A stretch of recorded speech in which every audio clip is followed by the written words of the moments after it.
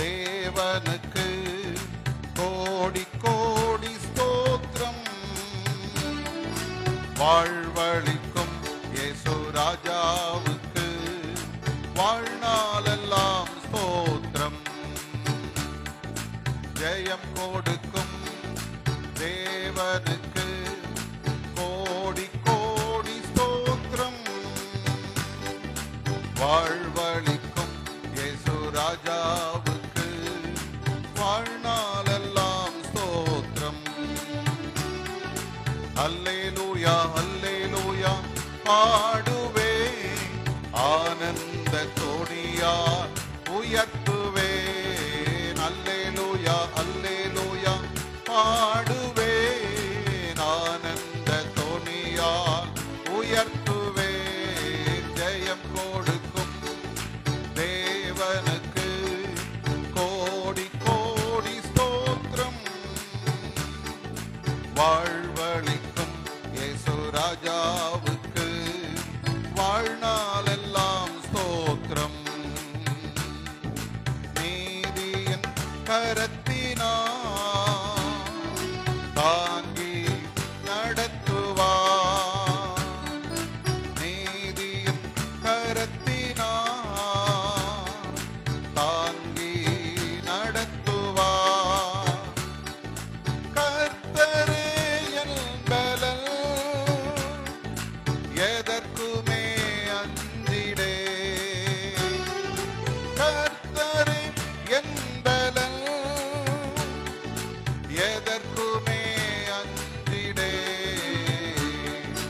ஜெயம் கொடுக்கும் தேவனுக்கு கோடி கோடி ஸ்தோத்திரம். வாழ்வழிக்கும் இயேசு ராஜாவுக்கு வாழ்நாளெல்லாம் ஸ்தோத்திரம். நீதிமொழிகள் 30. யாக்கோபின் குமாரனாகிய ஆகூர் என்னும் புருஷன் ஈத்தியேலுக்கு வசனித்து ஈத்தியேலுக்கும் ஊகாலுக்கும் உரைத்த உபதேச வாக்கியங்களாவன. நான் ஞானத்தை கற்கவும் இல்லை, பரிசுத்தரின் அறிவை அறிந்து கொள்ளவும் இல்லை.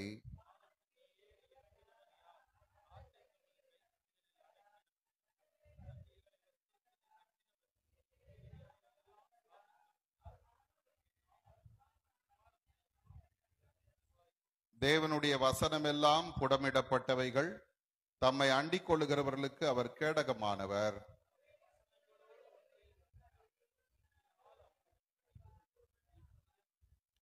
இரண்டு மனு உம்மிடத்தில் கேட்கிறேன், நான் மரிக்கும் பரியந்தமும் அவைகளை எனக்கு மறுக்காமல் தாரும்.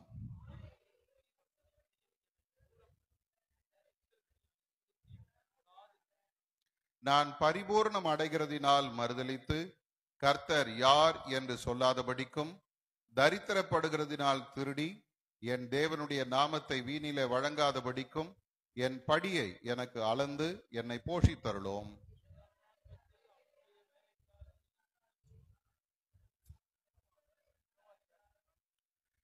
தங்கள் தகப்பனை சபித்தும் தங்கள் தாயை ஆசீர்வதியாமலும் இருக்கிற சந்ததியாரும் உண்டு.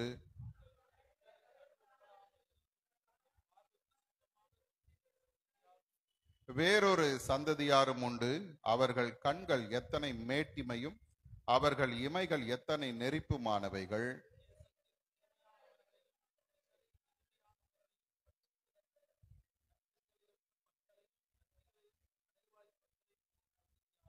தா தா என்கிற 2 குமாரத்திகள் அட்டைக்கு உண்டு. திருப்தி அடையாத 3 உண்டு. போதும் என்று சொல்லாத 4 உண்டு.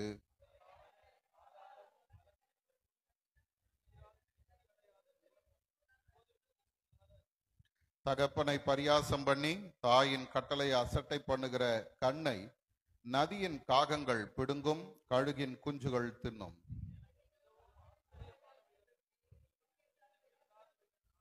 அவையாவன, ஆகாயத்தில் கழுகினுடைய வழியும், கண்மலையின் மேல் பாம்பினுடைய வழியும், நடுக்கடலில் கப்பலினுடைய வழியும், ஒரு கன்னிகையை நாடிய மனுஷனுடைய வழியுமே.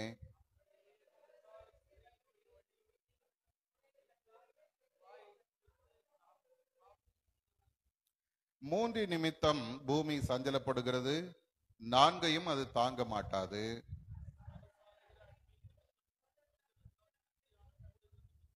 பகைக்கப்படத்தக்கவளாய் இருந்தும் புருஷனுக்கு வாழ்க்கைப்பட்ட ஸ்திரீ நிமித்தமும் தன் நாச்சியாருக்கு பதிலாக இல்லாலாகும் அடிமை பெண்ணின் நிமித்தமுமே அவையாவன அற்பமான ஜந்துவாய் இருந்தும் கோடை காலத்திலே தங்கள் ஆகாரத்தை சம்பாதிக்கிற எறும்பும்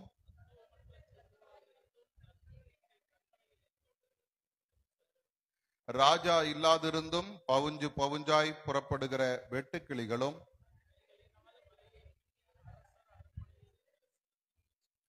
வினோதமாய் அடி வைத்து நடக்கிறவைகள் 3 உண்டு, வினோத நடை உள்ளவைகள் 4 உண்டு.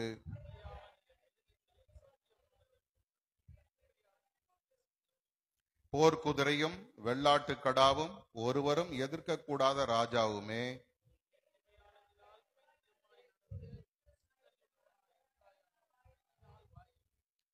33வது வசனத்தை சேர்ந்து வாசிப்போம். பாலை கடைதல் வெண்ணையை பிறப்பிக்கும், மூக்கை பிசைதல் இரத்தத்தை பிறப்பிக்கும், அப்படியே கோபத்தை கிண்டி விடுதல் சண்டையை பிறப்பிக்கும். ஆண்டவர் தாமே இந்த திருவசனங்களை நமக்கென்று ஆசீர்வதித்து தருவாராக. ஆமென். இந்த நேரத்தில் நாம் நின்ற வண்ணமாகவே சற்று நேரம் கர்த்தரை நாம் துதித்து ஆராதித்து ஆண்டவருடைய வார்த்தைக்கு நாம் கடந்து செல்லலாம். இந்த அருமையான இந்த காலை நேரத்தில் தேவ சமூகத்திலே நாம் கூடி வரும்படி ஆண்டவர் நமக்கு தந்திருக்கிற இந்த நல்ல தருணத்திற்காக நாம் எல்லாரும் உள்ளத்தின் ஆழத்திலிருந்து கர்த்தரை நன்றியோடு ஸ்தோத்தரிப்போமா. ஆண்டவர் நம்மை இந்த வருடத்தின் இறுதி வரைக்கும் கொண்டு வந்து நிறுத்தி இருக்கிறார். இந்த வருடத்தை ஆரம்பிக்கும் பொழுது எத்தனையோ வேதனையோடும் பயங்களோடும் இந்த 23 எப்படி இருக்குமோ என்ற ஒரு கலக்கத்தோடு நாம் இந்த வருடத்தை ஆரம்பித்திருப்போம். ஆனால் கர்த்தர் கிருபையாக எல்லா சூழ்நிலையிலும் நம்மோடு கூட இருந்து நம்மை பாதுகாத்து எந்த சேதமும் அணுகாதபடி நம்மை வழிநடத்தி வந்திருக்கிறார். ஹல்லேலூயா. வேதம் சொல்லுகிறது போல, உன் பக்கத்தில் 1000 பேரும் உன் வலதுபுறத்தில் 10,000 பேரும் விழுந்தாலும் அது உன்னை அணுகாது என்ற அந்த வார்த்தையின்படியே ஆண்டவர் நம்மை கண்மணி போல பாதுகாத்து வந்திருக்கிறார். ஹல்லேலூயா. இந்த நாளில தேவ சமூகத்துல நாம் நிற்பது நம்முடைய நீதியினால் அல்ல, நம்முடைய நன்மையினால் அல்ல, நம்முடைய பரிசுத்தத்தினால் அல்ல, நாம் ஏதோ கர்த்தருக்கு நன்மை செய்து விட்டோம் ஆகவே நாம் வாழுகிறோம் என்பது அல்ல. ஆண்டவர் நமக்கு தம்முடைய கிருபையை தந்து பிழைத்திரு என்று இந்த நாள் வரைக்கும் நம்மை நடத்தி வந்திருக்கிறார். ஹல்லேலூயா. எல்லாரும் கொஞ்ச நேரம் வாய் திறந்து கர்த்தரை நன்றியோடு ஸ்தோத்தரிப்போமா. கர்த்தர் செய்த எல்லா நன்மைகளுக்காக ஆண்டவரை ஸ்தோத்தரிங்க. ஹல்லேலூயா. ஆண்டவர் தந்த ஜீவனுக்காக கர்த்தரை ஸ்தோத்தரிங்க. ஆண்டவர் தந்த சுகத்துக்காக கர்த்தரை ஸ்தோத்தரிங்க. கர்த்தர் தந்த பலத்துக்காக கர்த்தரை ஸ்தோத்தரிங்க. ஆண்டவர் நம்முடைய கையின் கிரியைகளை ஆசீர்வதித்தாரே அதற்காக கர்த்தரை ஸ்தோத்தரிங்க. ஹல்லேலூயா. என் ஜனங்கள் ஒருபோதும் வெட்கப்பட்டு போவதில்லை என்ற வார்த்தையின்படியே ஆண்டவர் நம்மை வெட்கப்பட்டு போகாதபடி நடத்தினாரே அதற்காக கர்த்தரை ஸ்தோத்திரிங்க. ஆண்டவர் ஒரு வினாடி நம்மை கைவிட்டு இருந்தாலும் நாம் இந்த உலகத்துல என்றைக்கோ அழிந்து போயிருப்போம். ஆண்டவர் நம்மை கைவிடல, அவர் நம்மை கைவிடல, அவர் நம்மை மறந்து போகல, அவர் நம்மை தம்முடைய உள்ளங்கையில வரைந்து வைத்து இருக்கிறாரே அதற்காக ஆண்டவரை ஸ்தோத்திரிங்க. எல்லாரும் உள்ளத்தின் ஆழத்திலிருந்து ஆண்டவரோட பேசுங்க. அப்பா, என்னை இதுவரைக்கும் நடத்தி வந்தீரே. ஹல்லேலூயா. அன்றைக்கு யாக்கோபு சொன்னது போல, தேவரீர் என்னை நடத்தி வந்த இந்த நன்மைக்கு நான் எம்மாத்திரம் என்று சொன்னானே அதுபோல ஆண்டவருடைய சமூகத்துல சொல்லுங்க, நாங்க ஒன்றுக்கும் உதவாதவர்கள் ஆண்டவரே, இருந்தும் எங்களை நீர் நடத்தி வந்திருக்கிறீர், எங்களை நீர் நினைத்திருக்கிறீர், எங்களை நீர் விசாரிக்கிறவராய் இருக்கிறீர், எங்களுக்கு நீர் நன்மை செய்கிறவராய் இருக்கிறீர். ஹல்லேலூயா. சமாதான காரணரே உமக்கு நன்றின்னு சொல்லுங்க. ஆண்டவர் நமக்கு தந்திருக்கிற சமாதானத்துக்காக கர்த்தருக்கு நன்றி சொல்லுங்க. எத்தனையோ பேர் தங்கள் சமாதானத்தை இழந்து போய் வேதனையோட கண்ணீரோடும் பாடுகளோடு உபத்திரவங்களோடு வாழ்ந்து கொண்டிருக்கும் போது ஆண்டவர் உங்களுக்கு எனக்கு தந்திருக்கிற இந்த சமாதானத்துக்காக ஆண்டவருக்கு நன்றி சொல்லுவோமா. எல்லாரும் வாய் திறந்து கர்த்தருக்கு நன்றி சொல்லுங்க. ஆண்டவரே, இதுவரைக்கும் நீர் என்னுடைய வாழ்விலே தந்த இந்த சமாதானத்துக்காக ஸ்தோத்திரம்னு சொல்லுங்க. ஹல்லேலூயா. நீர் தந்த நன்மைகளுக்காக உமக்கு ஸ்தோத்திரம்னு சொல்லுங்க. நீர் தந்த ஆசீர்வாதங்களுக்காக உமக்கு ஸ்தோத்திரம்னு சொல்லுங்க. ஹல்லேலூயா. ஆண்டவர் நம்முடைய குடும்பத்தை பாதுகாத்தாரே, அதற்காக ஆண்டவருக்கு நன்றி சொல்லுங்க. நம்முடைய குடும்பத்தின் மக்களை கர்த்தர் பாதுகாத்தாரே, அதற்காக ஆண்டவருக்கு நன்றி சொல்லுங்க. நம்ம கடந்த மாதத்துல சந்தித்தது போல எத்தனையோ ஆபத்துகளை நாம் சந்தித்து இருக்கிறோம். எத்தனையோ விபத்துகள், நாசங்கள், மோசங்கள் நம்மை சுற்றிலும் நடந்து கொண்டிருக்கும் போது கர்த்தர் நம்மையும் நம்முடைய மக்களையும் கண்மணி போல பாதுகாத்தாரே. ஆண்டவரே, உம்முடைய தயவுக்காக உமக்கு நன்றின்னு சொல்லுங்க. ஹல்லேலூயா.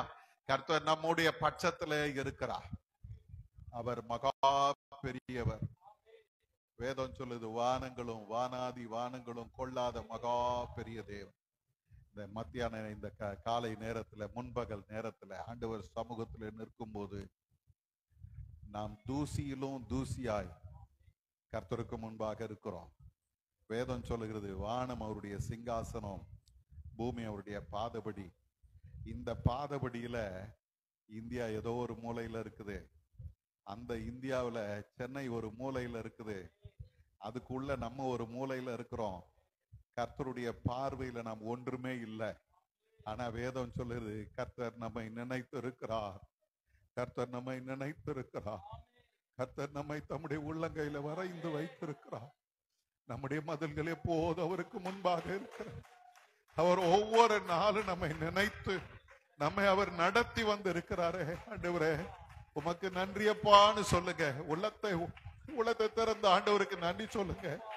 ஆண்டவரே, மனுஷனை நீர் நினைக்கிறதற்கும் மனுஷகுமாரனை நீர் விசாரிக்கிறதற்கும் அவன் எம்மாத்திரம் என்று வேதம் சொல்லுகிறது. ஆனா ஒன்றுக்கும் உதவாத நம்மையும் கர்த்தர் நினைத்து நமக்காக இந்த உலகத்துல வந்து பாடுகளை ஏற்றுக்கொண்டு துக்கங்களை சுமந்து கல்வாரி சிலுவையில நமக்காக மரித்து தன்னுடைய விலையேற பெற்ற ரத்தத்தை சிந்தி நமக்கு ரட்சிப்பை தந்து வைத்திருக்கிறார்.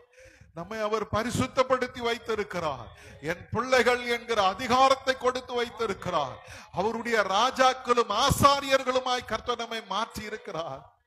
இவ்வளவு மேன்மை கொடுத்த ஆண்டவருக்கு முன்னால நம்ம ஆண்டவரை மகிமைப்படுத்துவோம், அவரை மகிமைப்படுத்துவோம், அவரை உயர்த்துவோம். நேற்று தினத்துல நாம் சிந்தித்தது போல மோசேயும் ஆரோனும் செய்த ஒரு பெரிய தவறு என்ன தெரியுமா?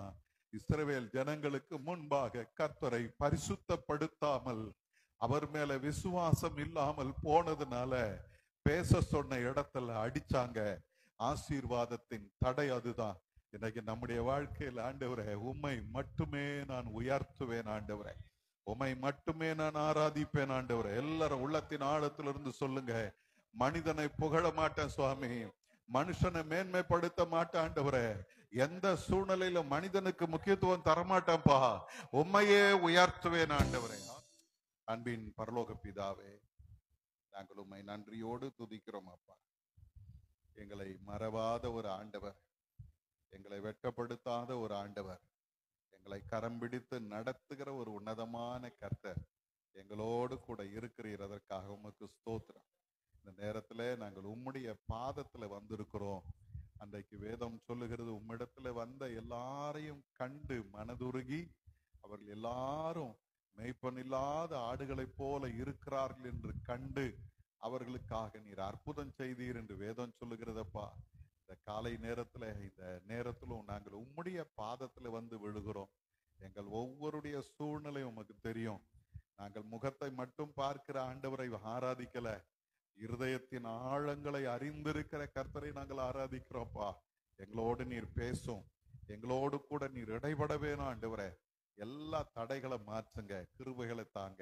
இயேசுவின் மூலம் ஜெபிக்கிறோம் எங்கள் நல்ல பிதாவே, ஆமென்.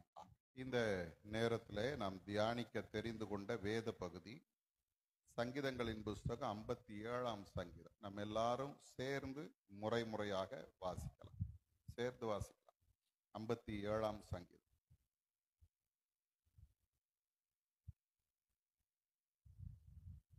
சங்கீதம் 57.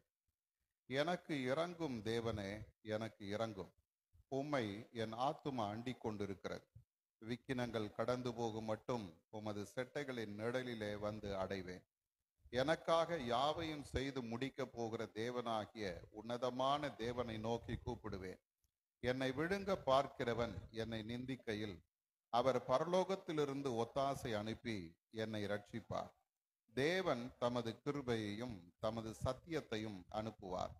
என் ஆத்துமா சிங்கங்களின் நடுவில் இருக்கிறது. தீயை இறைக்கிற மணிப்புத்திரருக்குள்ளே கிடக்கிறேன். அவர்கள் பற்கள் ஈட்டிகளும் அம்புகளும், அவர்கள் நாவு கருக்கான பட்டயமுமாய் இருக்கிறது. தேவனே, வானங்களுக்கு மேலாக உயர்ந்தருளும். உமது மகிமை பூமி அனைத்தின் மேலும் உயர்ந்திருப்பதாக.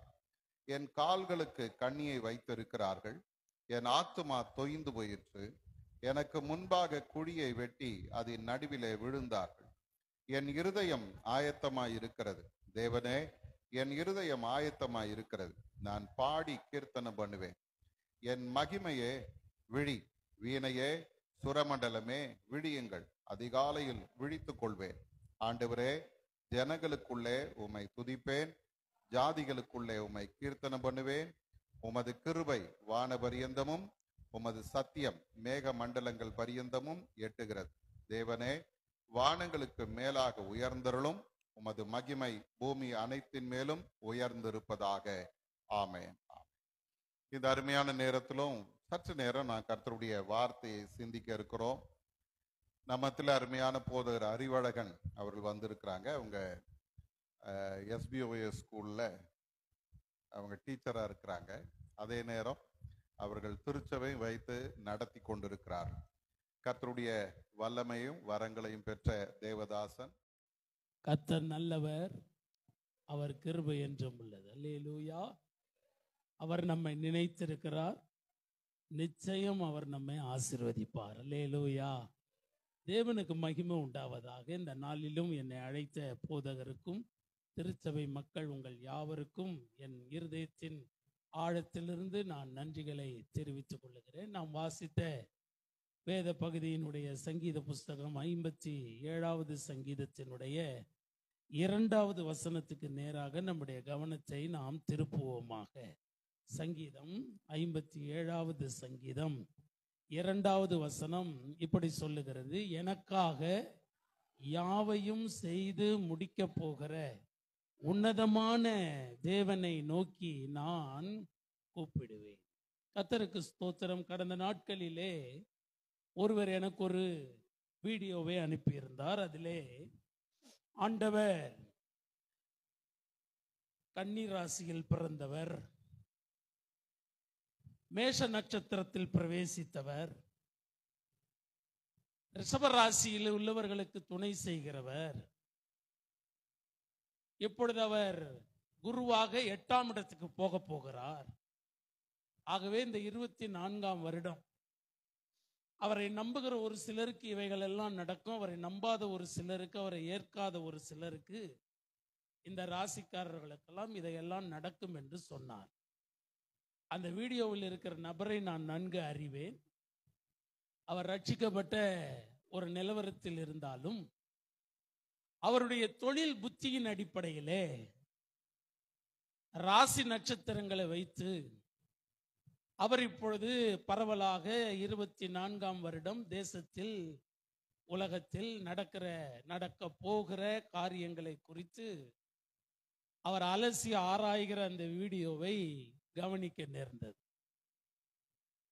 பரவாயில்லை, அவர் முன்கூட்டியே இந்த வேலையை தொடங்கிவிட்டார். நம் ஆட்கள் பின்கூட்டி நிறைய வேலைகளை செய்வார்கள், சொல்லுவார்கள் என்பதை யோசித்த வண்ணமாக நான் இருந்தபோதுதான் அருமையான போதகர் என்னை தொடர்பு கொண்டார். நாம் வருஷத்தினுடைய இந்த கடைசி நாட்களிலே நாம் வந்திருக்கிறோம். இந்த நாட்கள் நாம் அதிகமாக தேவனுக்கு நன்றி செலுத்த வேண்டிய நாட்கள்.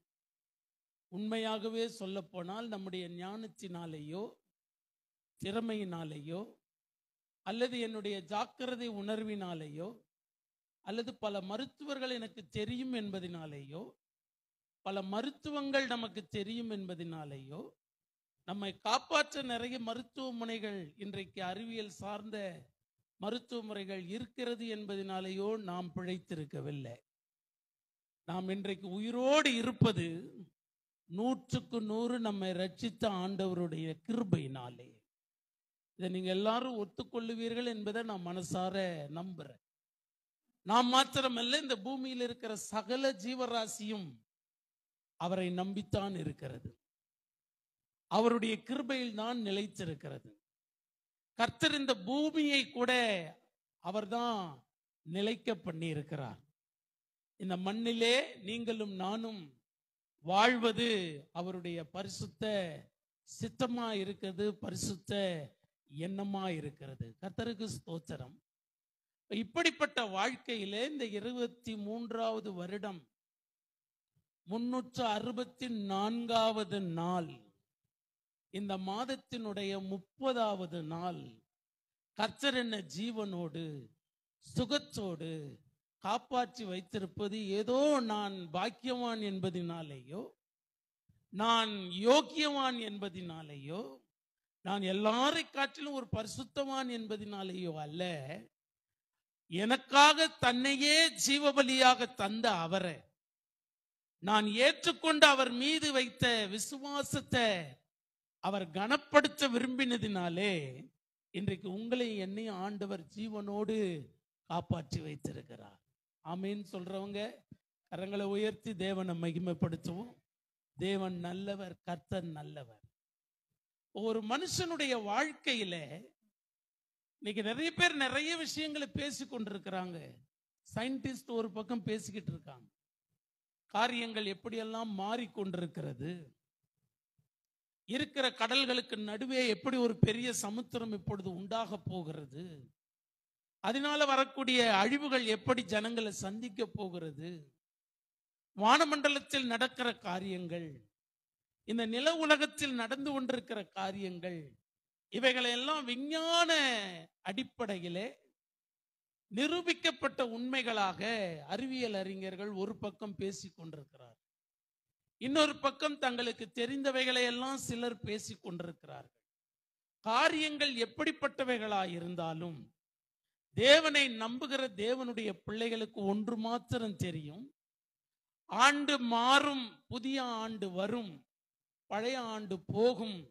எத்தனை ஆண்டு வந்தாலும் எத்தனை ஆண்டு போனாலும் நான் எத்தனை நாட்கள் இந்த பூமியில் உயிரோடு இருக்கிறேனோ அது வரைக்கும் எனக்காக யாவையும் செய்து முடிக்கிற ஒருவர் இருக்கிறார். அல்லேலூயா. எனக்காக யாவையும் செய்து முடிக்கிற ஒருவர் இருக்கிறார். கர்த்தருக்கு ஸ்தோத்திரம். எனக்காக அவர் யாவையும் செய்து முடிக்கிறவர் என்பதை கொஞ்சம் நினைத்து பார்ப்பதற்கும், அதை நினைத்து தேவனுக்கு நன்றி சொல்வதற்கும் இம்மாதிரியான வருட இறுதியின் கூட்டங்கள் உண்மையாகவே நம்முடைய ஆவிக்கு பிரயோஜனம் உள்ளவைகள். இந்த வருடத்தை எப்படி தொடங்கினோம். இன்றைக்கு இந்த வருடத்தினுடைய 364வது நாளுக்கு வந்து இருக்கிறோம். இந்த டிசம்பர் மாதத்தினுடைய 30வது நாளுக்குள்ள வந்திருக்கிறோம். இது வரைக்கும் நான் அவர் மீது வைத்த விசுவாசம் ஒழிந்து போகாதபடிக்கு, நான் அவரை நம்பின நம்பிக்கை எனக்குள்ளே சோர்ந்து போகாதபடிக்கு, நான் அவர் மீது வைத்த நம்பிக்கை ஒரு நாளும் குறைந்து போகாதபடிக்கு என்னை காத்து கொண்டது அவர் கிருபை. அவருடைய கிருபையினாலே இந்த ஆண்டு முழுவதும் அவருடைய சமூகத்தில் எப்பொழுதெல்லாம் கூடி வருவதற்கு எனக்கு வாய்ப்பு கிடைத்ததோ அப்பொழுதெல்லாம் இந்த ஆலயத்துக்குள்ளே நான் வந்து அவரை மகிமைப்படுத்துவதற்கு கர்த்தர் என்னை நினைத்ததினாலே அது நடந்தது. நம்மோடு இருந்த பலர் இன்றைக்கு இல்லை. நம்மோடு கூட இந்த வருடத்தை துவங்கின பலர் இன்றைக்கு இல்லை. நம்மெல்லாம் அவர்களை காட்டிலும் பரிசுத்தவான்கள் அல்ல. ஆனாலும் பரிசுத்த தேவனுடைய கண்களிலே நாம் கிருபையை பெற்றதினாலே இந்த நாட்களை காணும்படி கர்த்தர் நமக்கு உதவி செய்திருக்கிறார். கர்த்தருடைய ஆசீர்வாதம் என்பது அவர் செய்த என் வாழ்க்கையில் நிறைவேற்றின நன்மைகளை ஒவ்வொரு நாளும் ஒவ்வொரு நிமிடமும் நினைத்து பார்ப்பதிலே தான் இருக்கிறது. ஒப்புக்கொள்றீங்களா? கர்த்தருக்கு ஸ்தோத்திரம். ஒரு மனுஷனுடைய, ஒரு கிறிஸ்தவனுடைய மகிழ்ச்சி என்பது தினந்தோறும் தேவன் என் வாழ்க்கையில் என்ன செய்கிறார், இந்த 364 நாட்களும் தேவன் என் வாழ்க்கையில் என்ன செய்தார், என் செயல் அனைத்திலுமே நான் இயல்பாகவே தீமையானவன். அதை ஒத்துக்கிறீங்களா? நம்ம எல்லாரும் நமக்குள்ள ஒரு தீமை இருக்கு. நம்முடைய இருதயத்தில் ஒரு தீமை வாசம் பண்ணுது. அது நம்மை எத்தனையோ விதங்களில் நெருக்கி ஏவுகிறதினாலே நான் பல நேரங்களில் தேவனுடைய வார்த்தையை அறிந்திருந்தும், தேவனுக்கு பிரியமானது இன்னதென்பது தெரிந்திருந்தும், கர்த்தருடைய வழிகள் எது என்பது புரிந்திருந்தும் என்னால் அதில் சரியாக வாழவோ நடக்கவோ கீழ்ப்படியவோ ஒப்பு கொடுக்கவோ இந்த வருடத்தின் பல நாட்களில் என்னால் இயலாமல் போனது உண்மை. கர்த்தருடைய வார்த்தைக்கு விரோதமாக நான் செயல்பட்டது உண்மை.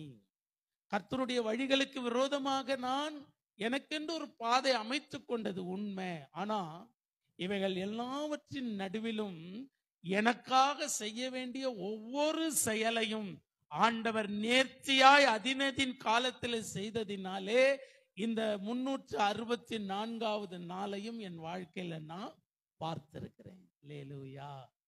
இது என்னால் உண்டானது அல்ல, இது தேவனுடைய கிருபை. இது தேவனுடைய கிருபை. நான் ஒரு காலத்தை இந்த வழியில வரும்பொழுது, அந்த ஜமாலியா பக்கம் வரும்பொழுது யோசித்து பார்த்தேன். இதே பகுதியில இதே கோயிலுக்குள்ள உடுக்க பம்பா அடிச்சுக்கிட்டு இருந்த என்ன, ஆடிக்கொண்டிருந்த என்ன, ஓடிக்கொண்டிருந்த என்ன, என் இயேசு எவ்வளவாய் நேசித்து ரட்சித்தாரே. இதே பகுதியில் நான் உடனே ஓகேன்னு சொன்னதுக்கு காரணம், இந்த பகுதிக்கு எனக்கு ஒரு நெருக்கமான தொடர்பு உண்டு. கர்த்தருக்கு ஸ்தோத்திரம். அப்படிப்பட்ட பாவ குழியிலே நான் என்னை பற்றி தனிப்பட்ட விதத்துல நான் சொல்றேன். பேய்களோடு பேய்களாக சுடுகாட்டிலே வாசம் பண்ணுகிறவனாக இருந்த என்ன,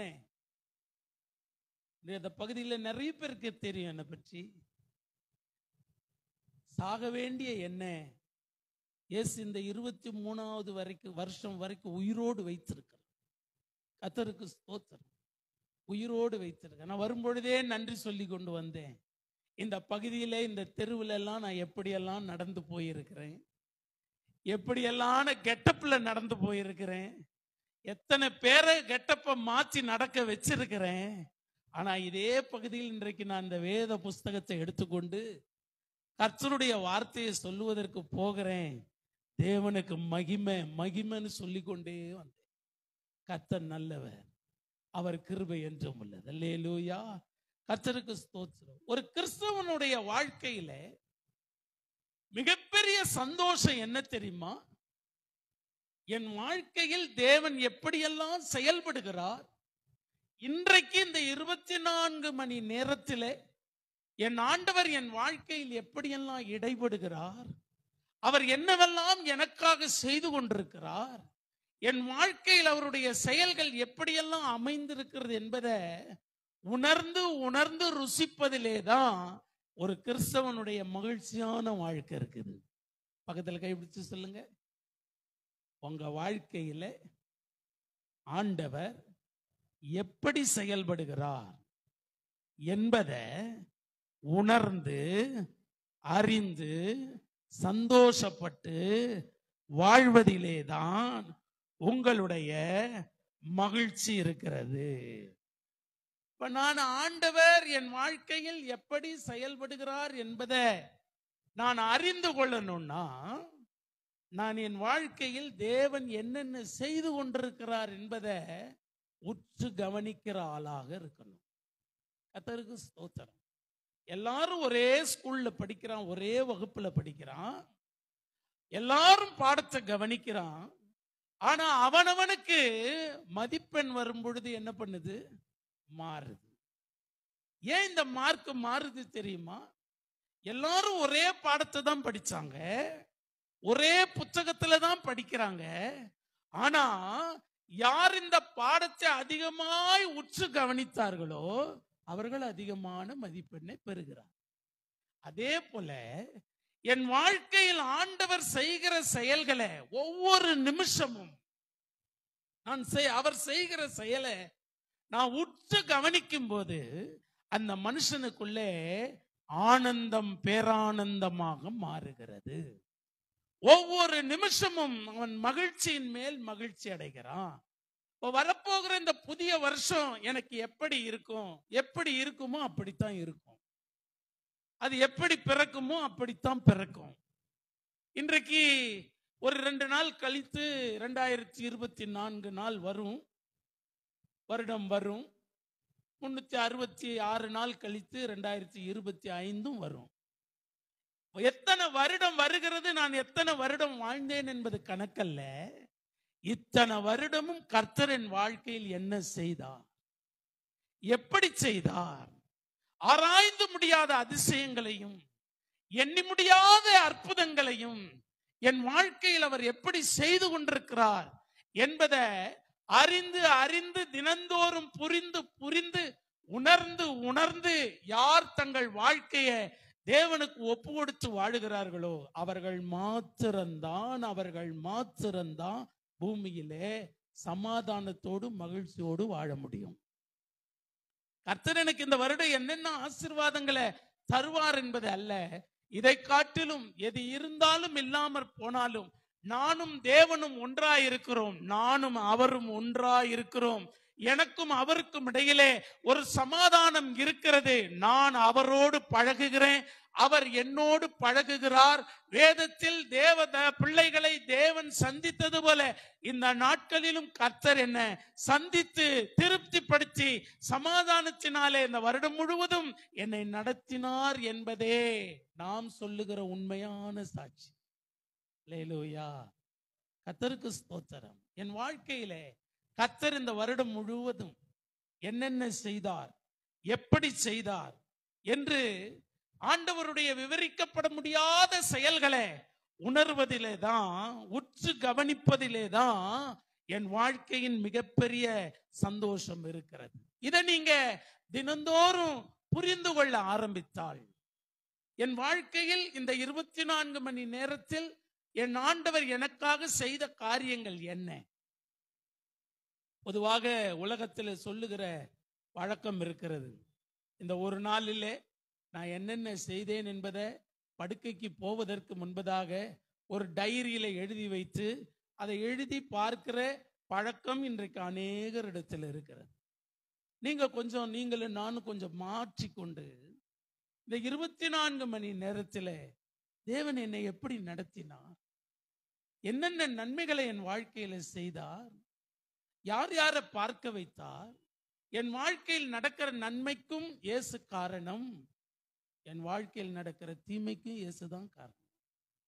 நன்மையானாலும் தீமையானாலும் நிகழ்காலமானாலும் வருங்காலமானாலும் எதுவானாலும் அவர்தான் காரணம். ஆகவே அவருடைய அன்பில் இருந்து என்ன ஒருவனும் பிரிக்க மாட்டாதென்று, ஒன்றும் பிரிக்க மாட்டாதென்று நான் முழு நிச்சயமா அறிந்திருக்கிறேன். சிலர் நல்லதெல்லாம் நடக்கும் பொழுது ஆண்டவர் எனக்கு நல்லது செய்தார் என்று சந்தோஷப்படுவார்.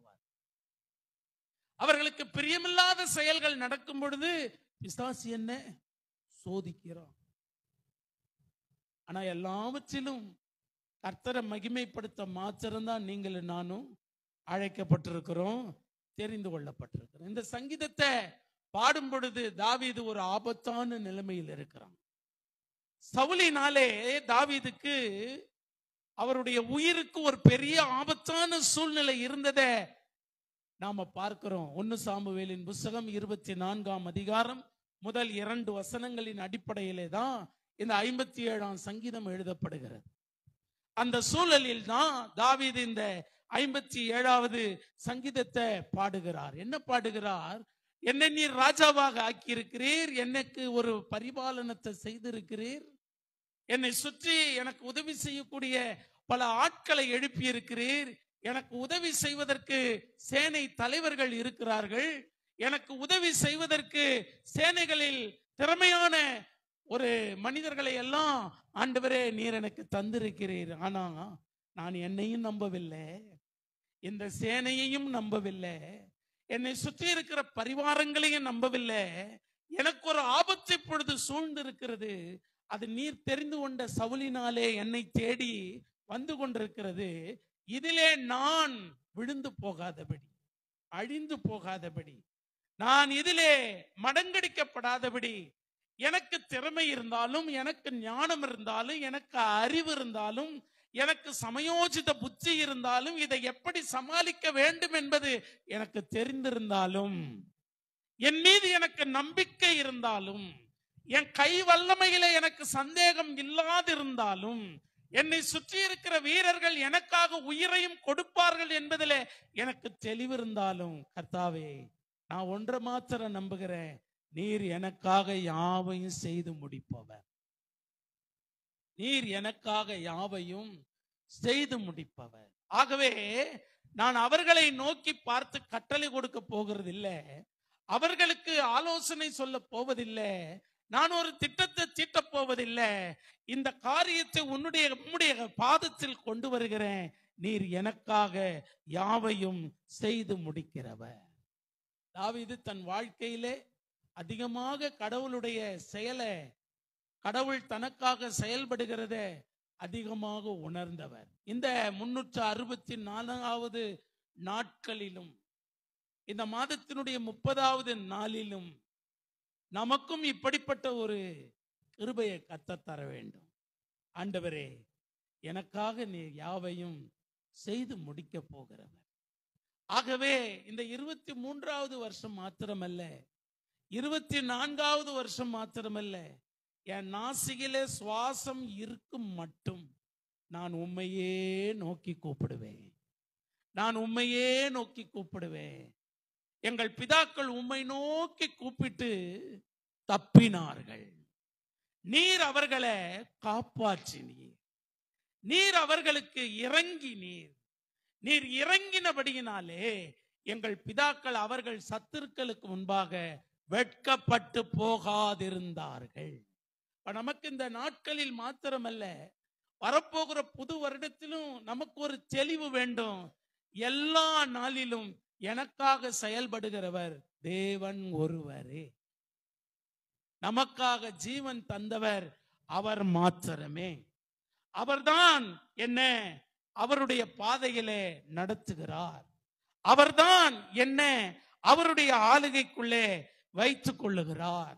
என்னை சுற்றிலும் நடக்கிற சம்பவங்களும் காரியங்களும் ஒருவேளை எனக்கு புரியாத புதிராக கூட இருக்கலாம். என்னை சுற்றிலும் நடக்கிற சில விஷயங்கள் என் அறிவுக்கு எட்டாத ஒரு காரியமாக கூட இருக்கலாம். என்னால இதை கிரகிக்க முடியவில்லை, இது என்னமா போய் முடியும் என்று எனக்கு தெரியவில்லை. ஆனாலும் எனக்காக யாவையும் செய்து முடிக்கிற உன்னதமான தேவனை நான் நம்பி இருக்கிறபடியினாலே நான் ஒருபோதும் இந்த வருஷத்தை மாத்திரம் நான் வெக்கத்தோட முடிக்க போக மாட்டேன். ஜெயம் கொடுக்கிற தேவன் என்னோடு கூட வருவார். இந்த 23ஆம் வருஷத்தையும் அவர் தருகிற ஜெயத்தினாலே முடித்து 24வது வருஷம் 366 நாளும் எனக்காக செயல்படுகிற செயலாற்றுகிற உயிருள்ள இயேசுவோடு நான் பிரவேசிப்பேன். நான் தனியா அந்த 24வது வருடத்துக்குள்ள கால் வைக்க மாட்டேன். எனக்காக தன்னையே ஜீவபலி ஆக்கும்படி இந்த பூமியில் என்ன தேடி வந்த என் ஆண்டவர் இயேசுவோடு இந்த 24வது வருடத்துல நான் கால் வைப்பேன். அவரோடு நான் கால் வைத்தா கோரமான புயல் வந்தாலும், பெரிய அலைகள் எதிர்த்து வந்தாலும், எத்தனை வல்லமைகள் எனக்கு எதிராக மேகம் போல திரண்டு நின்றாலும், எனக்கு விரோதமான ஆயுதங்கள் எத்தனைதான் உருவாக்கப்பட்டாலும், என் இயேசு எனக்கு முன்பாக போகிறபடியினாலே நான் பயம் இல்லாமல் விக்கினமின்றி வாசம் பண்ணுவேன். விசுவாசிக்கிறீங்களா? நம்புறீங்களா? கர்த்தருக்கு ஸ்தோத்திரம். ஆனா இன்னைக்கு கர்த்தர் இந்த சபைக்கு, சபையாகிய நமக்கு தலைவராய் இருக்கிறார் என்பதை நிறைய பேர் என்ன பண்றதில்ல, நினைக்கிறதில்ல. நாம நிறைய விஷயங்களை யோசிக்கிறதில்ல. எங்க சபையில ஒரு குட்டி பாப்பா இருக்குது. அந்த பாப்பா என்ன பண்ணும், அதுக்கு யாரோ ஸ்கூல்ல சொல்லி கொடுத்துட்டாங்க, எல்கேஜி பொண்ணு. அதனால அது என்ன பண்ணும், ஒழுங்கா தான் இருந்துச்சு. நம்ம போகும்போது பிரைஸ் தி லார்ட் பாஸ்டர்னு சொல்லும், தோத்திரம் பாஸ்டர் சொல்லும், தோத்திரம் ஐயா சொல்லும். இப்போ என்னன்னா கொஞ்சம் சமீப நாளா வாத்தலை வணக்கம்னுது. பார்த்தல வணக்கம். யோசிச்சு பார்த்தேன், இது ஏன் இப்படி சொல்லுது இந்த குழந்தை அப்படின்னா, எங்கேயோ கத்துக்குச்சு, யாரோ சொல்லி கொடுத்துருங்க. ஆனா உண்மை என்னன்னா, நம்ம தலை நம்மோடு கூட இருக்கிறார். நமக்கு தலைவர் யார் அப்படின்னா நம்முடைய ஆண்டவர். இந்த திருச்சபைக்கு மாத்திரம் அவர் கவர்னர் கிடையாது. சபைக்கு தலைவர்னா கவர்னர். அவர் தான் கவர்ன் பண்றார். அரசாட்சியினுடைய அதிகாரம் யார் கையில இருக்குன்னா ஆளுநர் கையில இருக்கு. ஆளுநர் தான் ஆட்சி அதிகாரத்துக்கு உடையவர். இப்ப நமக்கு தமிழ்நாட்டில் ஒரு ஆளுநர் இருக்கிறார். அதுபோல இந்த சரீரமாகிய தேவாலயத்துக்கு ஒரு ஆளுநர் இருக்கிறார். அந்த ஆளுநருக்கு பெயர் ஆண்டவர் இயேசு. ஹல்லேலூயா, கர்த்தருக்கு ஸ்தோத்திரம். அப்ப என் வாழ்க்கையில அவர்தான் ஆட்சி செய்கிறார் என்பது உண்மையானா, என் வாழ்க்கையில் நடக்கிற அனைத்தையும் யார் தான் கண்ட்ரோல் பண்றா? சொல்லுங்க, யார் தான் கண்ட்ரோல் பண்றா? அவர் தான் கண்ட்ரோல் பண்றார். அப்ப இந்த 23வது வருடம் மாத்திரமல்ல, இனி எத்தனை வருடம் வந்தாலும் என்னுடைய ஆட்சி பொறுப்பு யார் கையில தான் இருக்குது? சொல்லுங்க, ஆண்டவர் கையில தான் இருக்கு. ஆனால் பலருக்கு நான் தான் என்ன ஆளுகிறேன், என் திறமையினால நான் என்ன ஆட்சி செய்யறேன், எனக்கு எவ்வளவு ஞானம் பாருங்க, நான் எவ்வளவு ஞானமா செஞ்சேன் பாருங்க, நான் எவ்வளவு திறமையா செயல்பட்டேன் பாருங்க. கர்த்தருக்கு ஸ்தோத்திரம். ஆனா நல்ல தேவனுடைய பிள்ளைகளுக்கு ஒரு அறிவு இருக்கும்.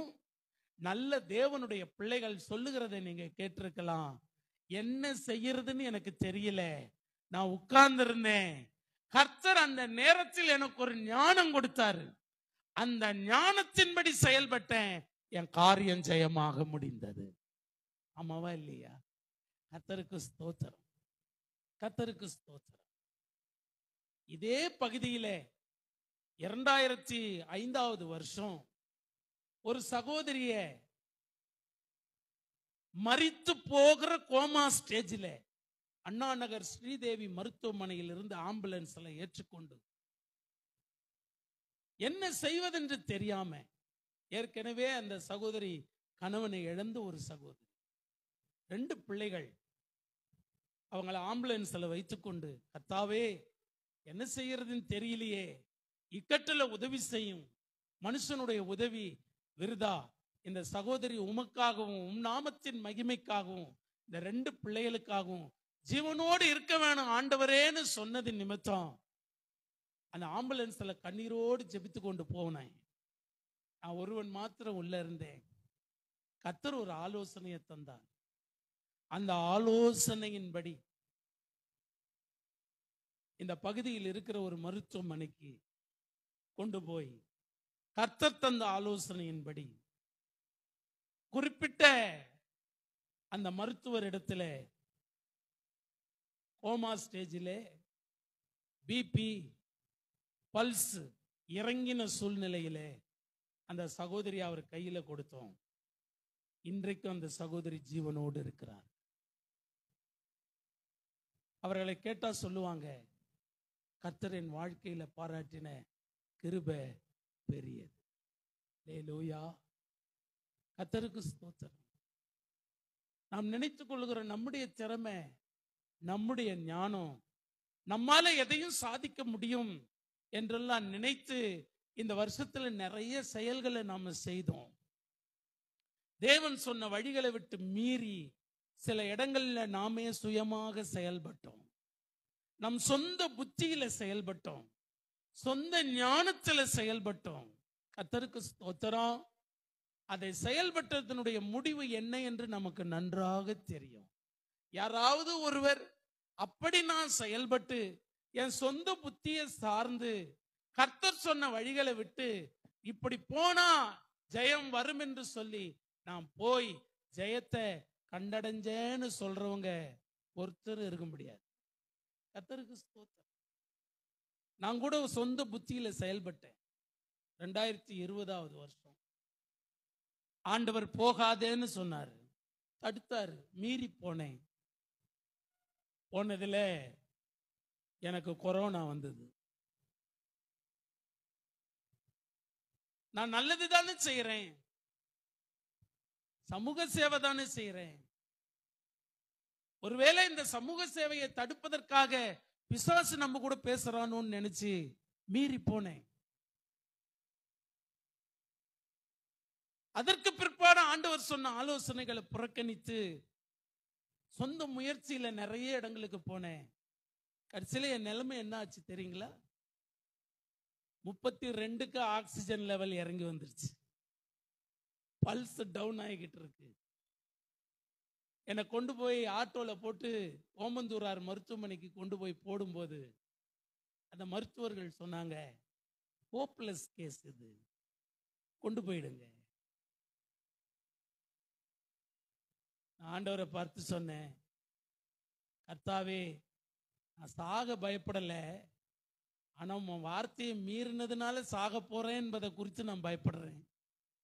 என்னை மன்னியுங்க, எனக்கு இறங்குங்க தேவனே அப்படின்னு சொல்லி தேவனை நோக்கி கூப்பிட்டேன். அப்போ ஒரு டாக்டர் சொன்னாரு, இங்கேயே இந்த தெருவிலேயே நான் வேணா சிலிண்டர் வைக்கிறேன், அதை ரெஸ்பாண்ட் பண்ணுச்சுன்னா இவருக்கு நான் அட்மிஷன் போடுறேன், இல்லாட்டி போட மாட்டேன்னு சொல்லிட்டாரு. அதே மருத்துவமனை வளாகத்தில் இருக்கிற பார்வையாளர்கள் நடந்து போகிற அந்த பாதையில என்னை வைத்து சிலிண்டரை மாட்டி விட்டாங்க. மாட்டி ஒரு அரை மணி நேரம் கழித்து பரிசோதித்த போது என்னுடைய ஆக்சிஜன் லெவல் 87க்கு வந்தது. உடனே கொண்டு போய் என்னை ஐசியூல சேர்த்து சிகிச்சையை தொடங்கி கர்த்தர் எனக்கு அங்கே ஜீவனை தந்தார். என்னோடு கூட அட்மிட் ஆன 12 பேர்ல நான் மாத்திரம் உயிர் தப்பிச்சேன்.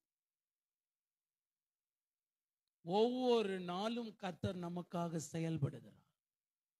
ஒவ்வொரு நிமிஷமும் தாய் நம்மை மறந்தாலும், நம்மை பெற்ற தகப்பன் நம்மை மறந்தாலும், கர்த்தர் இன்று வரைக்கும் அவர் நம்மை நினைத்திருக்கிறபடியினால் நமக்காக அவர் செயல்படுகிறார். கர்த்தருக்கு ஸ்தோத்திரம். தேவனுடைய நாமத்துக்கு மகிமை உண்டாவதாக.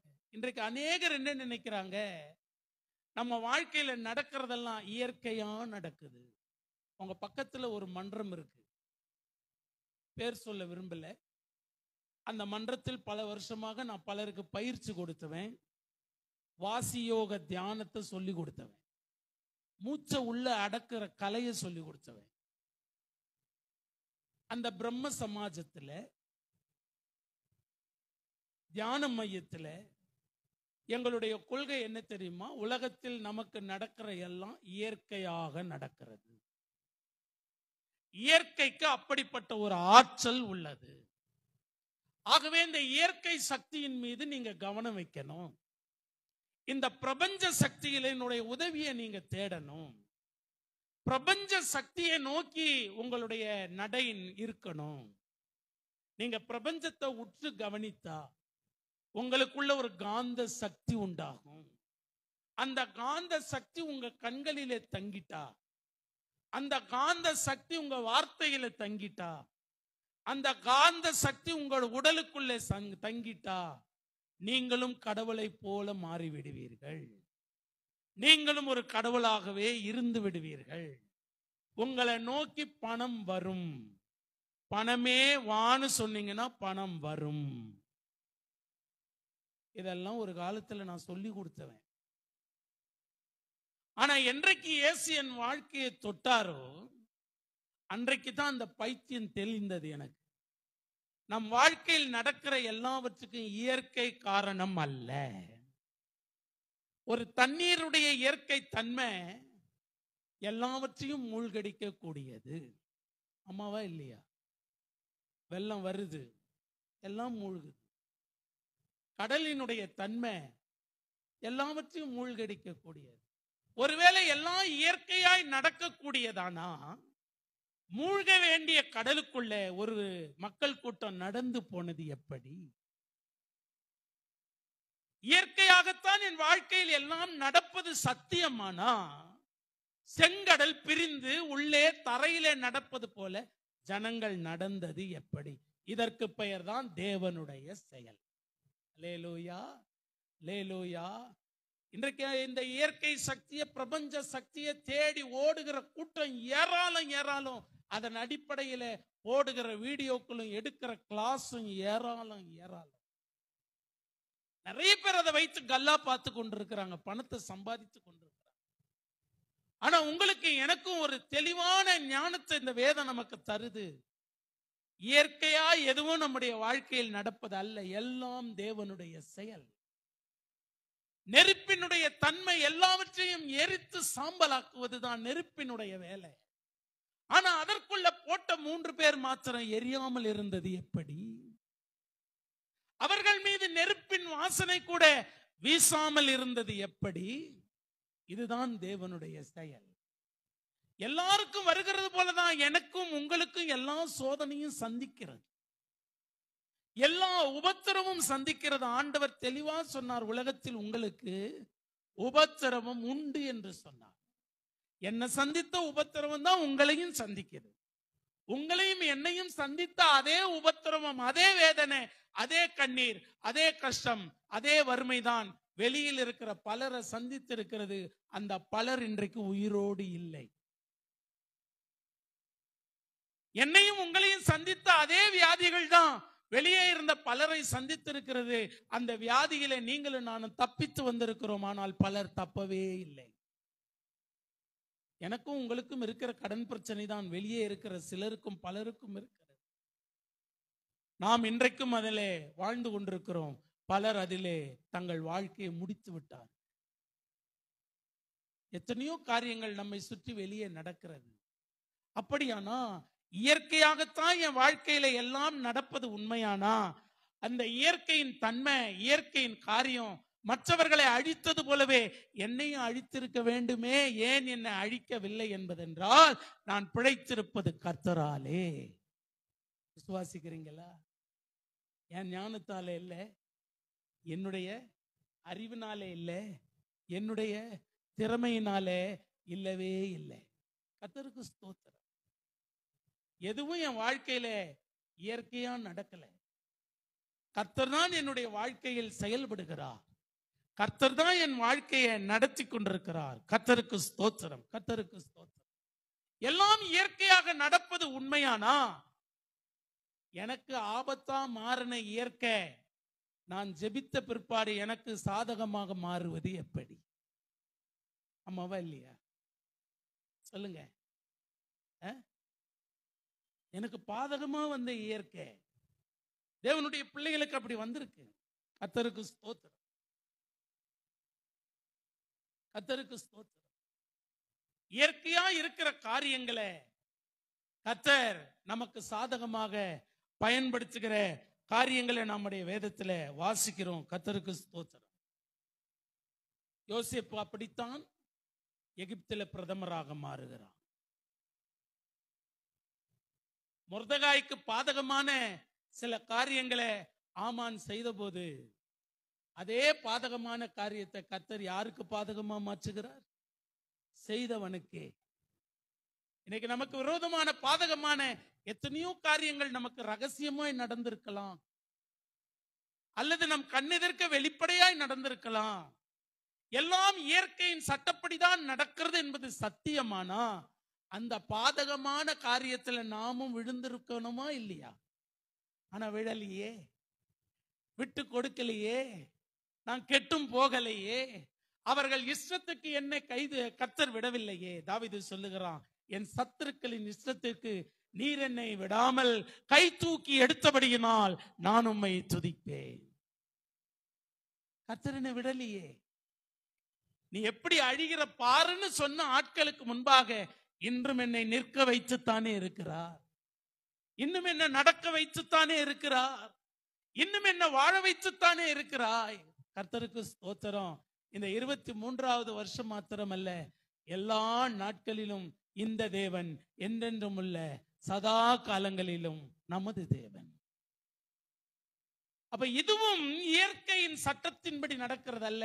எனக்காக இயற்கையும் மாற்றக்கூடிய தேவன் என்னோடு கூட இருக்கிறார். கர்த்தருக்கு ஸ்தோத்திரம், கர்த்தருக்கு ஸ்தோத்திரம். எல்லாம் இயற்கை சட்டப்படி நடக்கிறது என்பது உண்மையானா, எனக்கு விரோதமாக உருவாக்கப்படுகிற ஆயுதங்கள் செயலற்று போனது எப்படி? இயற்கை தானே நடக்குது.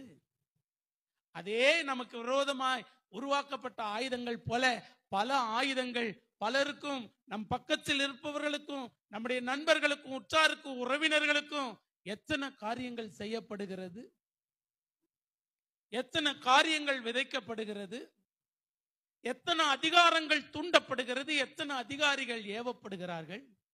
ஆனா என் மீது அது பலவந்தம் செய்யாதபடி காத்து கொண்டது தேவனுடைய கிருபைதானே. கர்த்தருக்கு ஸ்தோத்திரம், கர்த்தருக்கு ஸ்தோத்திரம். அழிக்கக்கூடிய இந்த ஜனங்களை வளரவே விடக்கூடாது என்று முடிவு செய்த பார்வோன் என்ன செய்கிறான்? அந்த நாட்டு மருத்துவச்சிகளை பார்த்து சொல்றான், பிறக்கும் போதே நாம் பலன் கொண்டு பெருகியது. நீங்க விசுவாசிக்கிறீங்களா? இந்த வருஷம் மாத்திரமல்ல, இனி வரப்போகிற வருஷத்திலும் யார் உங்களை அழிக்க விரும்புகிறார்களோ, யார் உங்களை நசுக்க விரும்புகிறார்களோ, அவர்கள் கண்கள் காண உங்களை அதே இடத்தில் வாழ வைத்து தலையை உயர்த்துவது தேவனுடைய செயல். லேலூயா, தேவனுடைய செயல். கர்த்தருக்கு ஸ்தோத்திரம், கர்த்தருக்கு ஸ்தோத்திரம். இவைகள் எல்லாவற்றையும் கர்த்தர் தம்முடைய பிள்ளைகளின் நலனுக்காகவே செய்கிறார். கர்த்தருக்கு ஸ்தோத்திரம், கர்த்தருக்கு ஸ்தோத்திரம். எல்லாம் இயற்கைப்படிதான், இயற்கையின் சட்டப்படிதான் நடக்கிறது என்பது உண்மையானா, என் வாழ்க்கையில நான் சந்திக்கிற தீமை எப்படி நன்மையாக மாறுகிறது? எத்தனை தீமையை நாம சந்தித்தோம், எத்தனை தீங்குகள் நமக்கு வந்தது சொல்லுங்க. எத்தனை காரியங்களை நாம சந்தித்தோம். இந்த மழையில எத்தனை தீங்கு நம்மை சூழ்ந்து கொண்டது. இன்றைக்கும் ஒரு பயங்கரமான காரியம் நம்முடைய சமுதாயத்தில் நடந்து கொண்டுதான் இருக்கு. பலமுறை கூறாக்கப்பட்ட கத்தியை போல கொரோனா வேறொரு ரூபம் எடுத்து இன்றைக்கு என்ன பண்ணிக்கிட்டு இருக்கு? களவாடி கொண்டிருக்கு உயிர்களை. இதுல நாம மாத்திரம் இப்படி தைரியமாய் நம்பிக்கையோடு கர்த்தருடைய சமூகத்துல உட்கார்ந்திருப்பதற்கு காரணம் என்ன தெரியுமா? ஒரே காரணம், எனக்கு வருகிற தீமையை கூட நன்மையாக மாற்றுகிறவர் என்னுடைய ஆண்டவர். ஆகையினால் இன்றைக்கு அவருக்கு நன்றி செலுத்துவதற்காக அவர் சமூகத்துல நான் வந்திருக்கிறேன். ஆகவே என் வாழ்க்கையிலே எல்லாம் இயற்கையின்படி நடக்கிறதல்ல, அந்த இயற்கையை கூட, அதில் இருக்கிற தீமையை கூட கர்த்தர் எனக்கு நன்மையாக மாற்றக்கூடியவர். எனக்கு நன்மையாக மாற்ற யோசித்து பாருங்க. நான் மருத்துவத்துக்குள்ள இருக்கிறதுனால உங்களுக்கு சொல்றேன். நாம போடுற எத்தனையோ மருந்துகளை சாப்பிடுகிற ஆட்கள் உலகத்துல வெளியே நிறைய பேர் இருக்காங்க. ஒரே ஒரு சாரிடான போட்டு நெஞ்சடிச்சு செத்தவனும் இருக்கிறான். நாம போட்ட அதே ஊசியை அதே மருத்துவரிடத்துல ஊசி போடும் பொழுதே உயிர் பிரிஞ்சவங்க எல்லாம் ஏராளமான பேர் இருக்கிறாங்க. ஊசியை போட்டுட்டு கொஞ்சம் உட்காருங்கன்னு சொன்ன கேஸ் எல்லாம் நிறைய அங்கேயே சுருண்டு விழுந்து இறந்து போயிருக்கு. கர்த்தருக்கு ஸ்தோத்திரம். இதுக்கும் போதாக்குறைக்கு கொரோனா தடுப்பூசின்னு ஒண்ணு, அதை போட்டவர்களுக்கு மத்திய அரசாங்கம் சொல்லுது, நீங்க எப்போ வேணாலும் சாகலாம், ரெடியா இருங்கன்னு சொல்லி வச்சிருக்கு இல்லையா? ஏன் என்ன அது சேதப்படுத்தல? நீங்க எல்லாம் போட்டிருப்பீங்களா?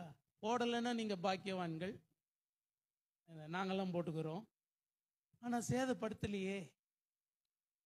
அவர்கள் சொல்லுகிற எந்த அறிகுறியும் என்னிடத்துல காணப்படவில்லையே.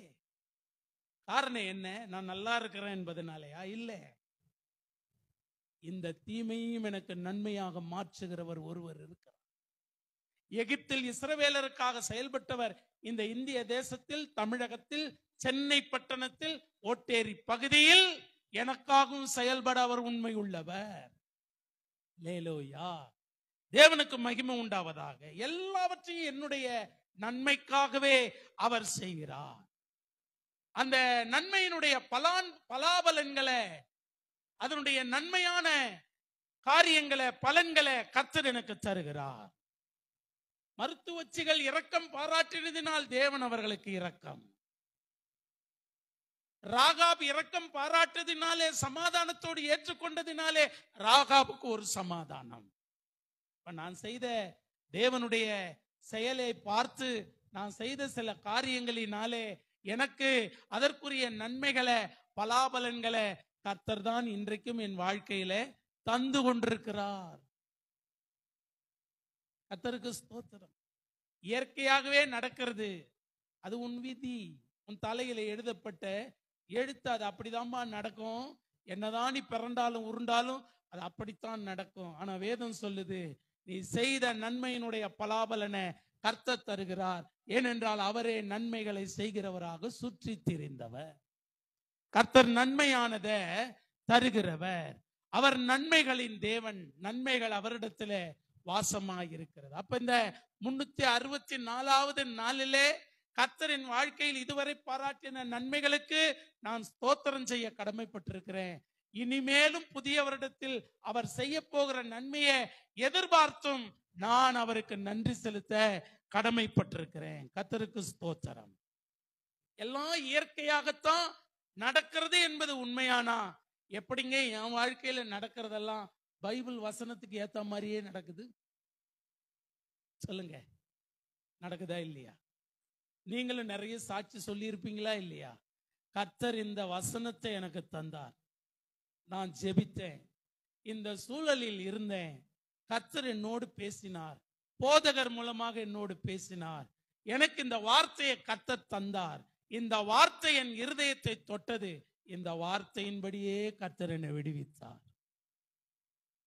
அம்மாவா இல்லையா? வானம் ஒழிந்து போகும், பூமி ஒழிந்து போகும், தேவனுடைய வார்த்தை நிலைத்திருக்கும். கர்த்தருக்கு ஸ்தோத்திரம். அவர் வார்த்தையின்படியே என் வாழ்க்கையில எல்லாம் நடந்து கொண்டிருக்கிறது. நீ தண்ணீரை கடக்கும் போது உன்னோடு இருப்பேன். நீ ஆறுகளை கடக்கும் போது அது உன்மேல பொருளாது. நீ அக்கினி தீலே நடக்கும் போது நீ வேக மாட்ட. கர்த்தருக்கு ஸ்தோத்திரம். இந்த 23வது வருஷம் இந்த 3ஐயும் கடந்தோமா, நடந்தோமா, மிதிச்சோமா, வெளியே வந்தோமா? யாரால நடந்தது? அவர் வார்த்தையின்படியே நடந்தது. அல்லேலூயா. அப்ப இந்த 23வது வருஷம் 364வது நாள் வரைக்கும் எந்தெந்த வசனத்தோடு தேவன் என்னோடு பேசினார், ஆலயத்தில் பேசினார், தனிப்பட்ட வாழ்க்கையில பேசினார், அந்தந்த வசனத்தின்படியே இன்றைக்கு கர்த்தர் சபையின் நடுவில் என்னை சாட்சியாக நிறுத்தி வைத்திருக்கிறார். என்னை பார்த்து முகப்பேர் கிழக்குல இருக்கிற மெட்ராஸ் மெடிக்கல் மிஷன்ல இருக்கிற ஒரு கன்வெர்டட் கிறிஸ்டியன் லேடி டாக்டர், பிராமண சமூகத்திலிருந்து ரட்சிக்கப்பட்ட ஒரு பெண் மருத்துவர், இந்துமதி ஜாயின்னு உங்களுக்கு பேர், பிராமண பெண். அவங்க என்னை பார்த்து சொன்னாங்க, உங்க பணத்தை வேஸ்ட் பண்ணாதீங்க, உங்க மனைவிக்கு எக்காரணம் கொண்டும் பிள்ளை பிறக்காதுன்னா. பிளட் ரிப்போர்ட் படி, பிளட்டினுடைய வகையின்படி, ஹார்மோனில் இருக்கிற பிரச்சனையின்படி, ஸ்கேனில் காட்டுகிற காட்சியின்படி, brother don't waste your money. ஒரு பெஸ்ட் அட்வைஸ் சொல்றேன், ஒரு குழந்தைய நீங்க அடாப்ட் பண்ணிக்கங்க, தத்தெடுத்துக்குங்க, வேஸ்ட் பண்ணாது. அந்த டாக்டரை பார்த்து சொன்னேன், என்னை பத்தி நீங்க என்ன நினைக்கிறீங்கன்னு கேட்டேன். நான் இப்ப நல்லா உடுத்தி இருக்கிறேன், ஒரு பள்ளியில டீச்சரா இருக்கேன், ஒரு என்னால என்ற ஊழியத்தை தேவன் எனக்கு தந்திருக்கிறார், அதை செய்யறேன். இதெல்லாம் வச்சு என்னை எடை போடாதீங்க டாக்டர், நான் சுடுகாடு வாசி. என்ன சொல்றேன்னு கேட்டாங்க. என் வாழ்க்கையை சொன்னேன். இந்த நிலவரத்தில் அண்ணா நகர்ல நாங்க 52 கோயிலை கட்டின குடும்பத்துல பிறந்தவன். இந்த நிலவரத்தில் இருந்து அண்ணா நகர்ல நடு ரோட்ல பைத்தியக்காரனாய் ஓடின என்ன இயேசு ரட்சித்தார். அவர் என்ன தேடி வந்தார். இந்த இயேசுவை குறித்து சந்து சந்தா, தெரு தெருவா, கிராமம் கிராமமா நான் போய் சொல்லிக்கிட்டு இருக்கேன். எழுதி வச்சுக்கங்க, நீங்க தான் என் மனைவிக்கு பிரசவம் பார்ப்பீங்கன்னு சொல்லிட்டு வந்து. உடனே அவங்க சொன்னாங்க, யாருக்கு வேணாலும் தம்பி வைத்தியம் பார்க்கலாம், ஆனா இந்த பெண்டிகாஸ்டல் மென்டலுங்களுக்கு வைத்தியம் பார்க்க முடியாதுன்னு. ஓகே, போயிட்டு வரேன்ட்டு வந்துட்டேன். அப்புறம் சில மாத்திரைகளை பரிந்துரை செஞ்சாங்க, அதை எடுத்துக்கொண்டிருந்தோம். திடீரென்று என் மனைவிக்குள்ள ஏதோ ஒரு மாற்றம் வந்தது. சரி, ஒரு அப்பாயின்மெண்ட் வாங்கி பார்த்து விடுவோம், ஏதாவது ஏடா கூட ஆயிடுச்சோன்னு சொல்லி போன போது அவங்க அதே டாக்டர் திரும்ப கூப்பிட்டு அவங்கள ஸ்கேன் பண்ணி பார்த்தாங்க. நான் பள்ளிக்கூடத்தில் இருந்தேன், ஃபோன் பண்ணாங்க. என்ன இன்னம்மா ஃபோன் பண்ணிக்கிறாங்களே, அவங்க பொதுவாக யாருக்கும் ஃபோன் பண்ண மாட்டாங்க. டாக்டர் பண்ணுறாங்களேன்னு ஃபோனை எடுத்தேன். உடனே ஹாஸ்பிட்டலுக்கு வாப்பான்னு சொன்னாங்க. என்னமோ ஏதோன்னு ஓடனேன். அதற்கு ஒரு வாரத்துக்கு முன்பு ஒரு ஊழியக்காரமா எங்க வீட்டுக்கு வந்தாங்க. அவங்க சொன்னாங்க, தம்பி பயப்படாத, 2 பரிவாரத்தை கர்த்தர் உனக்கு தருகிறார், நீ ஜெபம் பண்ணுன்னு சொல்லிட்டு போயிட்டாங்க. ரெட்டிப்பான நன்மை உனக்கு தருகிறார். நாங்களும் சொன்னாங்களே அப்படின்னு ஜெபம் பண்ணிக்கிட்டு இருந்தோம். ஹாஸ்பிட்டலுக்கு போனேன். ஸ்கேன் ரிப்போர்ட், ஸ்கேனை காட்டினாங்க. டிவியில் பாருன்னு சொன்னாங்க. பார்த்தேன். எனக்கு புரிஞ்சு போச்சு என்ன நடந்தது. என்ன தெரியுதான்னு கேட்டாங்க. நீங்களே சொல்லுங்க, சும்மா சொல்லாத, உனக்கு தெரியல அப்படின்னு கேட்டாங்க. ஏன்னா நான் ஹோமியோபதி படித்தவன். கிராமங்களில் ஹோமியோபதி மருத்துவ சேவை இன்றும் செய்து கொண்டிருப்பேன். அதனால உனக்கு தெரியலையான்னு. எனக்கு தெரியும், ஆனா அது உன் வாயால வரணும். சொல்லுங்க, நீங்களே சொல்லுங்க. எப்பா 2 கரு உருவாகி இருக்குப்பா. நான் சிரிச்சிட்டேன். ஏன்னா இதே வாய் என்ன சொல்லிச்சு, ஒரு 6 மாசத்துக்கு முன்னே உன் மனைவிக்கு குழந்தை பிறக்காது, best advice go for the adoption, தத்தெடுத்துக்கோ, பணத்தை வேஸ்ட் பண்ணாத. நான் பணத்தையும் வேஸ்ட் பண்ணல, கர்த்தர் சொன்னதை பிடிச்சுக்கிட்டேன். அவர் தமது வார்த்தையை நிறைவேற்றினார்.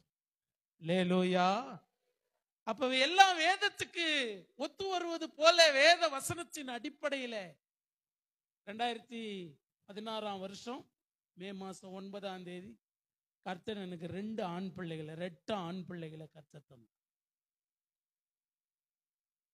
எப்படி நடக்குது?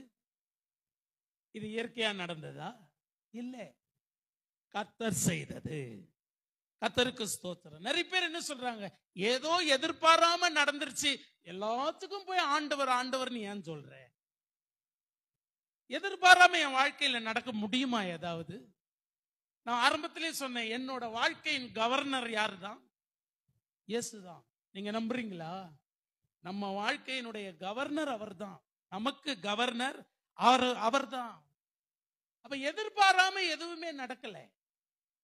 ஒரு ராஜா நல்லா தூங்கிக்கிட்டு இருந்தவன் அன்னைக்கு ஒரு நாள் தூங்கல.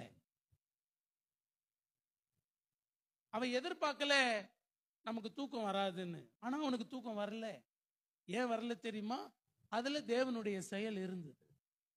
அவன் தூங்க கூடாது, இதை எடுத்து படிக்கணும், காதால கேட்கணும், மொர்தகாய் உயர்த்தப்படணும். உங்களுக்காக சிலர்லாம் தூங்க விட மாட்டார் ஆண்டவர். உங்களுக்காக சிலரை உங்க எல்லையிலேயே இருக்க விட மாட்டார் ஆண்டவர். இதெல்லாம் எதிர்பாராம நடக்கிறது இல்ல, இது தேவனுடைய செயல். கர்த்தருக்கு ஸ்தோத்திரம். பள்ளிக்கூடத்துல ஒரு எனக்கு மேல இருக்கிற ஒரு அதிகாரி காலையில 10:45 மணிக்கு என்னை பார்த்து சொல்லிட்டு போனாங்க, நாளைக்கு காலையில உன்னை நான் எங்க தூக்கி அடிக்கிறேன் பாரு, எந்த பிரான்ச்சுக்கு தூக்கி போடுறேன் பாரு, பண்ணலைன்னா என் பேரை நான் மாத்திக்கிறேன்னு சொல்லிட்டு இறங்கி போனாங்க. சாயந்தரம் 3:40க்கு எல்லா டீச்சர்ஸும் வாங்க மீட்டிங்னு கூப்பிட்டாங்க. எல்லாரும் போய் உட்கார்றோம். என்கிட்ட சவால் விட்டு போன அவங்க தேம்பி தேம்பி அழுகுறாங்க உட்கார்ந்து. என்ன தெரியுங்களா? அவங்கள தூக்கி அடிச்சிட்டாங்க.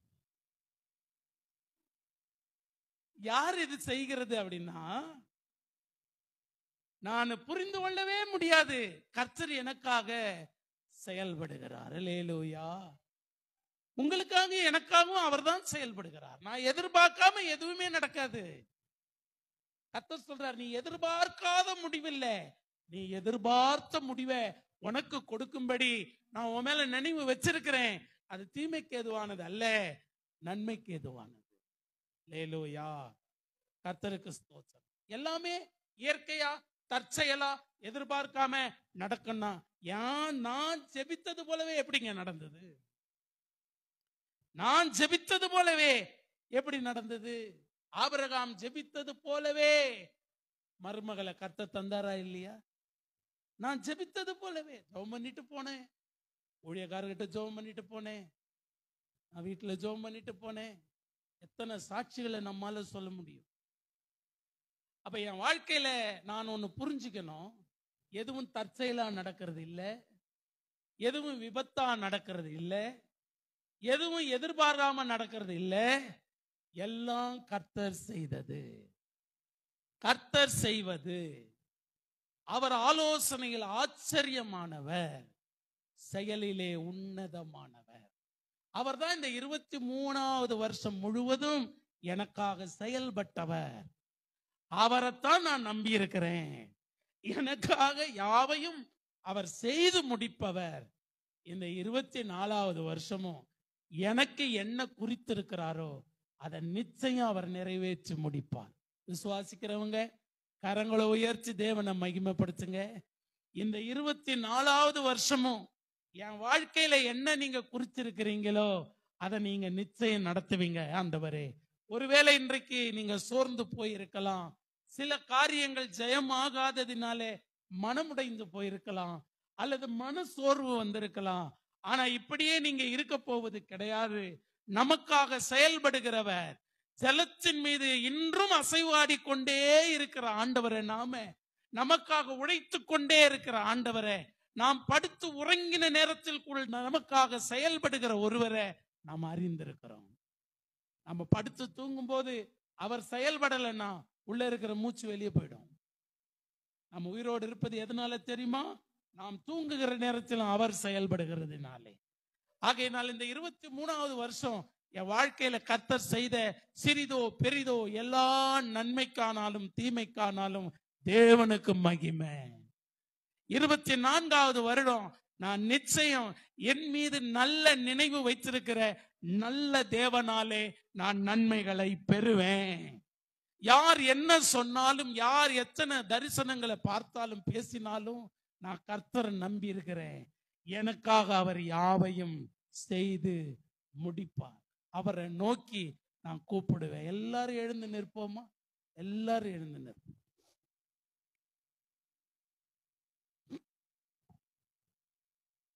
அன்பான தேவனுடைய பிள்ளைகளே, இன்றைக்கு நீங்கள் வந்திருப்பது ஏதோ தற்செயலாக நீங்க வரவில்லை. வைச்சுட்டாங்க இந்த கூட்டம் அப்படின்னு சொல்லி இயற்கையாகவும் நீங்க வந்து உட்காரல. கர்த்தரே உங்களை கொண்டு வந்திருக்கிறார், என்னையும் கொண்டு வந்திருக்கிறார். உங்களோடு சேர்ந்து நானும் தேவனை மகிமைப்படுத்த தேவன் இந்த பாவிக்கும் இரக்கம் பாராட்டி இருக்கிறார். எதுவுமே என் வாழ்க்கையில் தற்செயலாய் நடந்தது அல்ல, விபத்தாக நடந்தது அல்ல, எதிர்பாராம நடந்தது அல்ல. எனக்காக யாவையும் செய்து முடிக்கிற உன்னதமான தேவன் என் வாழ்க்கையில் பிறந்த நாள் முதல், ரட்சிக்கப்பட்ட நாள் முதல் இந்த நாள் வரைக்கும், இந்த 23வது வருடம், 2023வது வருடம் 364வது நாள் வரைக்கும் எனக்காக யாவையும் செய்து முடிக்கிறவர் இனிமேலும் செய்து முடிப்பார். என் காலங்கள் அவருடைய கரத்தில் இருக்கிறது. நான் பயப்படவும் திகிலடையவும் வேண்டிய அவசியம் இல்லை. அவராலே ஒரு சேனைக்குள் பாய்வேன், அவராலே இந்த மதிலை தாண்டுவேன். என் தேவனுடைய கிருபையினாலே எனக்கு நன்மை உண்டாகும். நான் விசுவாசிக்கிற ஆண்டவரே என்று உணர்ந்தவர்களாக எல்லாரும் கண்களை மூடி, எனக்காக யாவையும் செய்பவரே, செய்து முடிப்பவரே, எனக்காக யாவை செய்பவரே, செய்து முடிப்பவரே, என் பாரங்கள் என் சுமைகள், என் பாரங்கள் என் சுமைகள் உம் பாதத்தில் இறக்கி வைத்தே, உம் பாதத்தில் இறக்கி வைத்தே. ஏசையா உம்மை தானே என் முன்னே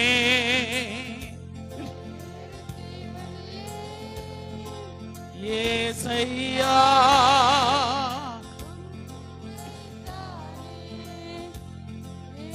முன்னே நிறுத்தியுள்ளே, இரக்கமும் உருக்கமும் நீடிய சாந்தம் கிருபையும் உள்ளவரே, இரக்கமும் உருக்கமும் கிருபையும் உள்ளவரே, என் ஜீவனை அழிவினின்று, என் ஜீவனை அழிவினின்று மீட்டவரே, என் இயேசுவே, மீட்டவரே, என் நேசரே. ஏசையா உம்மை தானே என் முன்னே நிறுத்தியுள்ளே. ஏசையா உம்மை தானே என் முன்னே நிறுத்தியுள்ளே.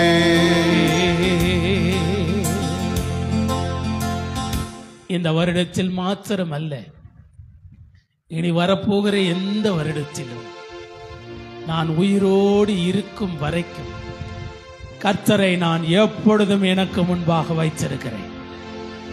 அவரை நான் எனக்கு முன்பாக வைத்திருக்கிறபடியினால் நான் அசைக்கப்படுவதில்லை என்பதை நான் அறிந்திருக்கிறேன்.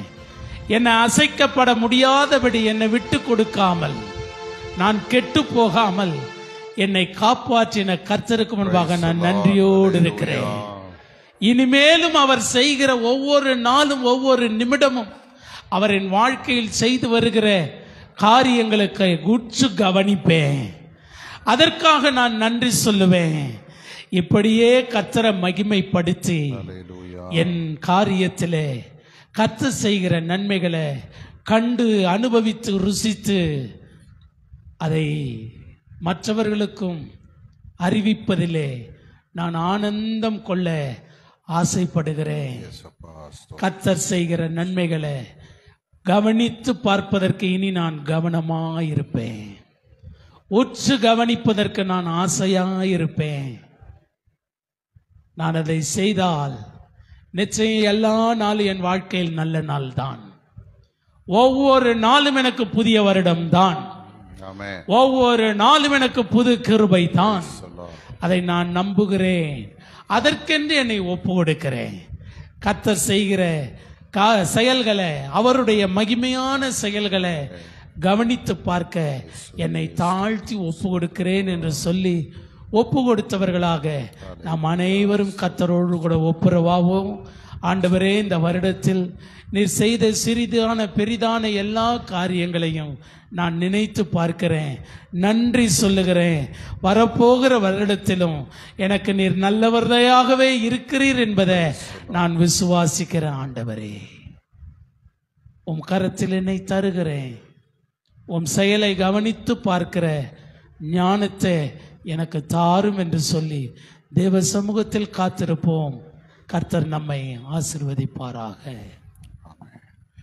அன்பின் ஆண்டவரே, இந்த வார்த்தைகளுக்காக ஸ்தோத்திரம். கர்த்தர் நீர் எங்களுக்கு தந்த இந்த வார்த்தையை ஆமென்றும் ஆமேன் என்றும் நீர் எங்களுக்கு உறுதிப்படுத்தி தரும்படியாய் ஜெபிக்கிறோம். தொடர்ந்து வருகிற நாட்களிலே நாங்கள் தியானித்தது போல நீர் எங்களுக்காக யாவையும் செய்து முடிக்கிறவராய் எங்களோடு கூட இருந்து எங்களை நடத்த போகிறீர் சுவாமி.